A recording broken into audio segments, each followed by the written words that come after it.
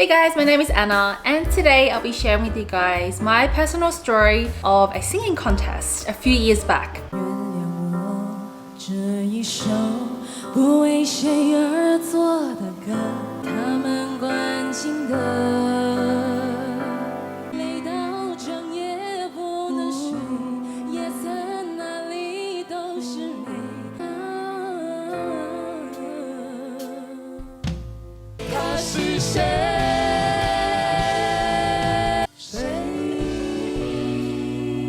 It's been a few years since this contest has occurred. For those of you guys who are aspiring to be a singer, then I really hope that you can find my personal experience very helpful and useful for your situation as well. And for those of you guys who don't know me, hi, my name is Anna and I am a singer based in Sydney, Australia. I'm a self-taught singer. I have attended a few singing lessons before in my life, so I've attended some classical music training for a little bit, but that was pretty much it, to be honest. A few years ago in 2013, I applied for one of the biggest contests in my life, and there were a panel of really famous Chinese judges from China that came here to watch the finals. And to be honest, I didn't really know what I was doing because I was pretty young. I didn't have much training or music background, so I felt like I was at a disadvantage. As part of this contest, I had the amazing opportunity to do things I've never done before, such as like a photo shoot. I also did a radio interview. I also had the opportunity to do some singing training. I also got to record in a very famous Chinese music studio here in Sydney. But here is a dark side to the story, because I actually stopped singing ever since this contest for so many years until I started picking it up again. I remember I was so ambitious and so driven, and I really wanted to be a singer that I could do anything. I was ready to leave the country, leave my parents, leave my friends, leave my education, leave my work, everything in order to pursue my singing career. Now you can imagine how driven I was. However, after this singing contest, I completely stopped singing. And that's why I took a massive break off my YouTube channel, because at that time I was just trying to figure out if I still enjoyed music and singing. Okay, let's talk more about this contest. So this contest was called The Singer, and I believe it was either the first or the second season held in Sydney at the time I auditioned. And I still remember very vividly the audition process. So the prelim auditions was held at a famous music studio here in Sydney. I remember walking into the studio, and at the time it wasn't fully built yet, so it just felt like some random old room, and it wasn't exactly in the city CBD as well, so it was a bit far away. Nevertheless, I went there. I remember what I wore. I wore this black top, and I also wore a black skirt, running shoes. There were a line of contestants waiting outside, ready to go in and do their thing. So I had completely no clue what this contest was about. There were posters on the wall with the famous Chinese judges and like just the sponsors of the contest and stuff like that. To be honest, I've never achieved anything big in my singing career at that point in time. So to me, like, it just felt like another audition, another opportunity, and I really wasn't expecting much. After about half an hour of waiting, it was finally time for me to go in, and because the audition space and the rooms were very small, everyone waiting outside could hear each person's audition. So you could literally hear people screaming and yelling when they're singing. You can hear like loud music.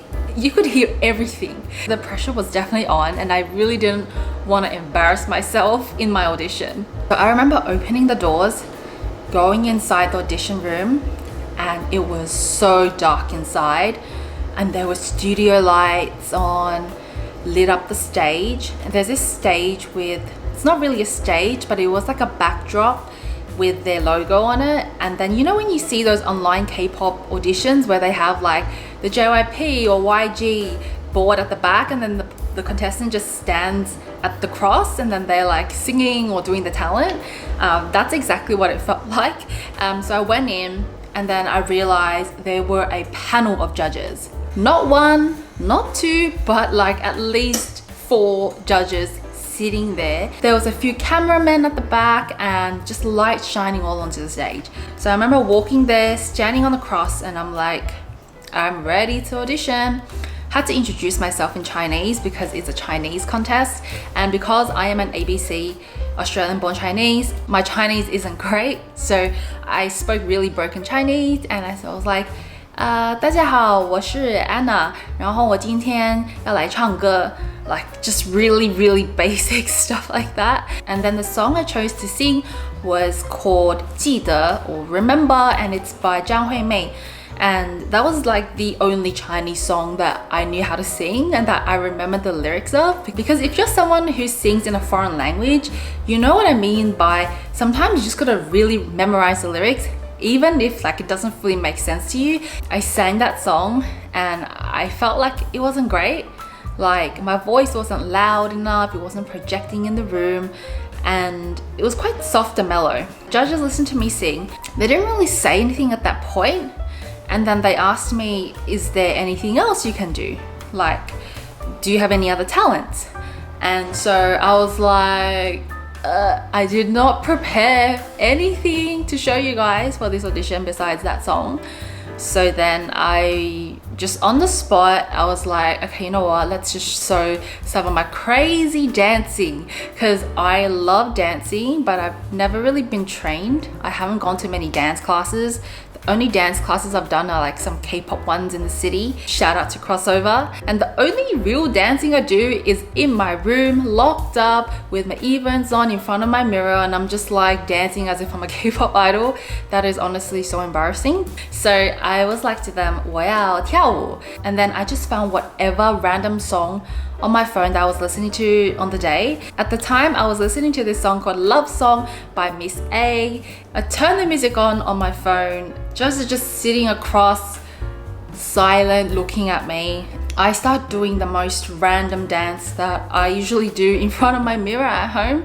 Some body rolls, some hair flicking, some like random like arm movements, some like body waves, just anything I could think of. And obviously this dance was not prepared. It was just like random moves that I thought of on the spot. And then I was doing like a catwalk. I was so nervous because I've never danced in front of judges before until that point.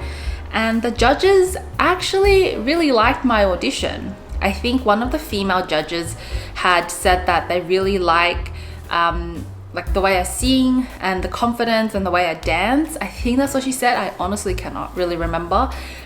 She said she really liked me. She liked my image. They let me pass.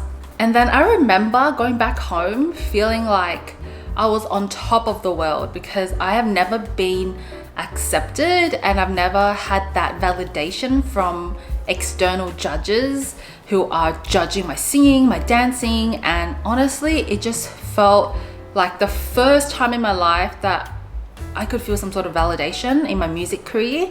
So I was so ecstatic that day, and honestly I felt like I was gonna become a superstar. I think there was like over 100 contestants that day, and then only I think 20 or 30 made it in. And then on that day, I remember going online and just checking out any sort of footage of that contest in case I appeared, and they actually had a YouTube channel where they uploaded everyone's auditions, and I watched myself and I'm just like, this is so embarrassing. I hope no one ever finds these videos. And then I was actually really shocked because one of the judges had named me as the person that gave them the most memorable audition on that day. So there was this clip of one of the female judges. The interviewer was asking her, hey, like, what was the most memorable auditionee? And then she actually named me out of 100 people, and she said that she, liked my dance, she liked whatever, I can't remember. And I was just shocked. I honestly felt like I was very special in this contest. I had a really good feeling about this contest ever since then. I felt like I was the teacher's favorite. When you have that bond with your teacher, you're just like, oh, everything I do is gonna go really well. My legs are getting really numb from sitting here. I keep feeling numbness. So then a week later, there was the next round of auditions held at the same place, and this time it was a totally different concept. So I remember there was like a stage, a more proper stage this time, with a mic. There was a panel of chairs for like an audience to watch, and the judges panel as well in the front. There were so many people in the room. I think it was like 30 or 40 people in the room, and these were all the people who made it to the next round. Everyone was socializing, getting to know each other's style, and like you can feel the competitiveness in that room, but at the same time everyone's trying to be nice. And in this second round, pretty much there was a host, and then they were filming as well as usual, and then each contestant had a number, and we would then go on stage to perform, do our thing, and then get off stage, and then in the end they would announce the results of who made it in.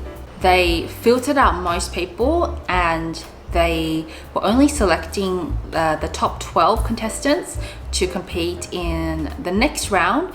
And in the next round there was a lot more involved, so like there was training, there was a lot more media coverage, like just a lot more interesting things. In this second round I decided to go with my gut feeling and perform singing and dancing at the same time, because the judges clearly loved my dancing and my singing. So I thought, to differentiate myself out from everyone else here who are pros at singing, I should probably do a bit of dancing too. So I chose one of my favorite songs at the time. It's called Umbrella by Rihanna, and inspired by Girls' Generation Tiffany's performance where she danced with an umbrella. I did not bring an umbrella, thank goodness, but I choreographed my own dance.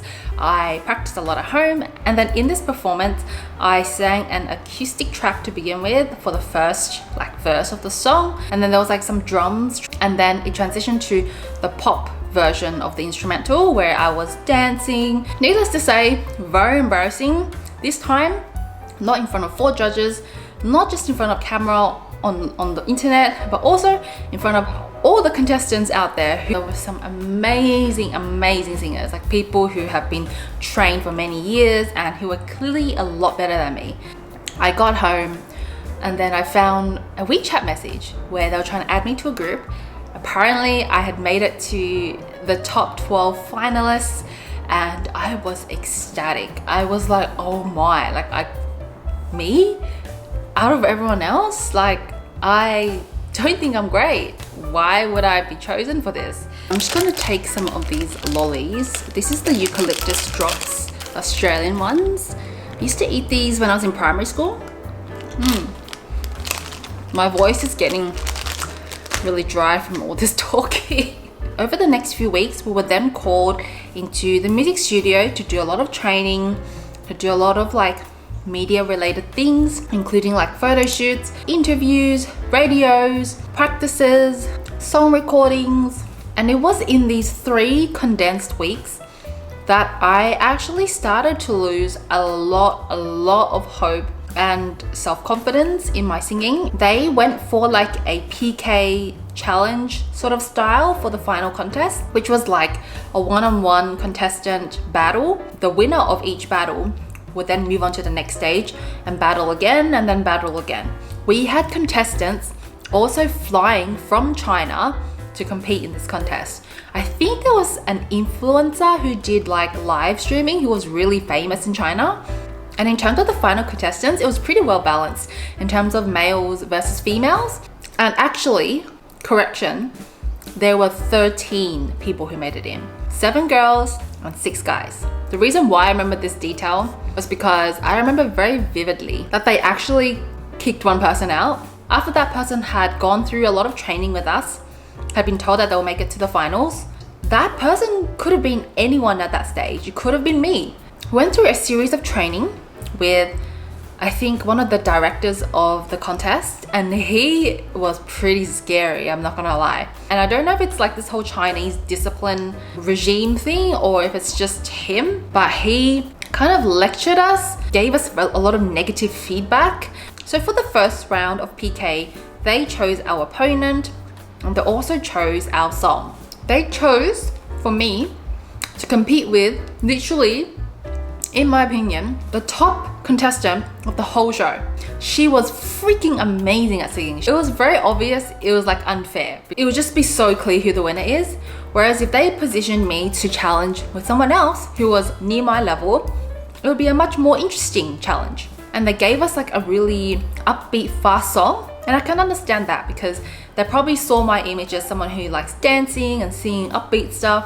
And this girl knew how to belt so well. I went home, I practiced the song online, and honestly, I didn't love the song. It was definitely not my style. The song had a lot of high notes that I couldn't actually reach. So I was struggling here, man. I was struggling. So then a few days later, we went back into the studio, and this time we had to sing with each other and present what we had learned at home. I sang the song, I sang my lines, she sang her lines, and then it just did not sound good. It just sounds funny. We had to record using the studio mics. The music producer was in the studio listening to us, every bit of our practice, and recording it. And it was horrible. That was a very bad experience for me to start off the contest feeling like it was out of my control. And then suddenly the music producer comes up to me and he's like, we're gonna change your PK opponent and we're gonna change your song as well. And so I was very relieved, to be honest. And they gave us a ballad song, like a female male ballad song, where the guy is really leading the song. And then the girl does like higher harmonies that's a bit softer than the guy in order to complement the song. Once again, I'm learning a new song that I've never heard of in my life. It was a JJ Lin song, which actually sounded pretty good. And I was expected to learn that song within that night before I went back to the studio the next day. And they don't care whether you know the song or not. They want you to deliver good practice, good performance, regardless of what your condition is. So me being ABC, not really understanding Chinese well, don't know the song at all, learning from scratch, trying to memorize lyrics, all in that one night. Next day, back in the studio, not gonna lie, my anxiety levels were through the roof. I was so scared of showing them that I was unprepared and then getting negative feedback again. And I was so anxious of getting pushed out of the show. Went back in the studio and then I was practicing with him and it sounded decent. It wasn't like the best performance I could do, but it also wasn't as bad as the earliest song that I chose for me. And because I was born in Australia, I don't really understand Chinese slang or the way they speak really well between each other. So it was really hard for me to assimilate into this kind of culture. I couldn't even know how to make jokes. I was kind of close to this one girl and she was also another finalist. Somehow they had made a really weird decision. So they actually removed my friend from the contest, and I'm not gonna lie, I was pretty angry. I just felt for her because it felt like it was very unfair. And I feel like in the entertainment industry and in this contest, there's a lot of unfair things that happen that people can't say anything towards because like you're not the one making the rules.